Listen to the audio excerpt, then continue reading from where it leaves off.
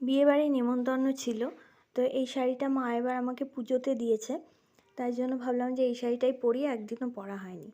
Makeup আমার complete. এবার আমি চুলের উপর ক্রিম্পিং এবং কার্লার দুটোই ইউজ করেছি। একটু এক্সপেরিমেন্ট করলাম নিজের উপর করে, কেমন লাগছে জানাবেন। বিয়েবাড়িতে গিয়ে বর বউয়ের ছবি তুললাম, বিভিন্ন রকম জায়গা থেকে ছবি তুললাম, বউয়ের সাথে বসে একটি ছবি তুললাম। অনেক রকম জায়গায় বিভিন্ন সুন্দর সুন্দর অ্যারেঞ্জমেন্ট করা হয়েছিল। আমার যেহেতু ছবি তুলতে ভালো লাগে, বিভিন্ন জায়গায় দাঁড়িয়ে দাঁড়িয়ে অনেক রকমভাবে ছবি তুলে ফেললাম। বউয়ের জায়গাটা একটু ফাঁকা পেয়েছিলাম, সেখানেও তুললাম।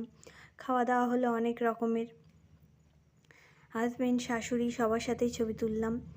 তারপরে আসলাম আমরা খাওয়া দাওয়ার পর্বে, সবাই মিলে বসে খেলাম। আমার শ্বশুরমশাই যাননি, ওনার শরীর খারাপ ছিল। আমরা তিনজনই গেছিলাম, চারজন সরি। তো লাস্টে পান হাতে নিয়ে বাড়ি চলে আসলাম, ভালোই কাটলো।